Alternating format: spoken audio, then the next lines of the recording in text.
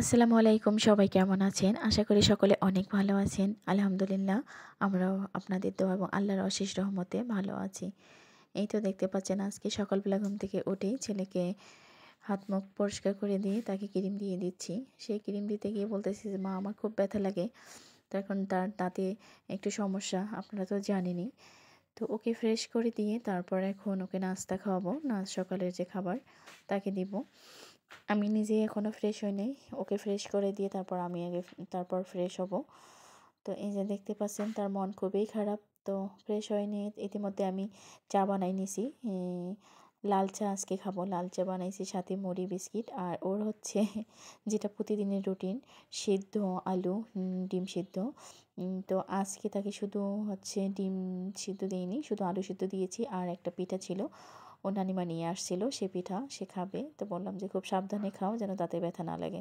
তার কারণ তার শক্ত খাবার খাওয়া যাবে না, এখন তাকে নরম খাবার খাইতে হবে। তো আমি এদিকে এক গ্লাস পানি খেয়ে তারপর চা খাবো।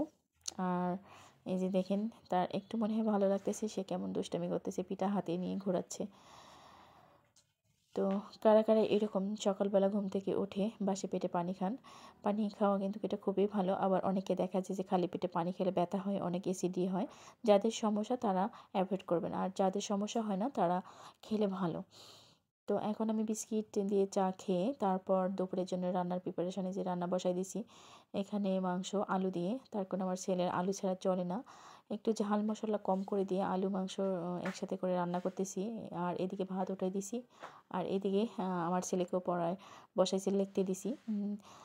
লিখতে তারপর রান্নাবান্না শেষ, খেয়ে দিয়ে তারপর আমরা মা ছেলে তো বের হয়েছি। আজকেও তাকে ডাক্তারের কাছে নিয়ে যেতে হবে। তার ট্রিটমেন্ট এটা চলবে ৫ থেকে ৬ দিন। তো আজকে সহ ২ দিন হবে। তো আমরা যাচ্ছি, এই যে দেখতে পাচ্ছেন আমার গুলটুস। আর এই যে প্রকৃতি কত সুন্দর, তাই না? কত সুন্দর একটা রাস্তা। কে কে বলতে পারবেন এই রাস্তাটা কোথাকার? উম যারা চিনতে পারছেন তারা কিন্তু অবশ্যই কমেন্ট করে জানাবেন। রাস্তাটা কিন্তু খুবই সুন্দর, মজাদার অনেক।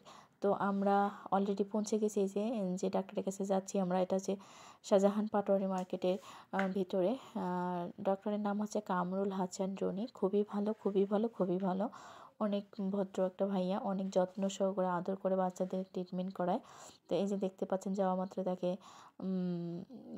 শোয়াই দিয়েছে, শোয়াই দিয়ে এখন পরিষ্কার করাই দিচ্ছে। সে একবার খুবই ব্যথা পেয়েছে, একদম লাফ দিয়ে উঠছিল। তো আমার খুবই ভয় লাগছিল যে কি হয়ে গেল, মানে ও যতটা কষ্ট পাইছে তার থেকে মানে বেশি কষ্ট আমার লাগছে।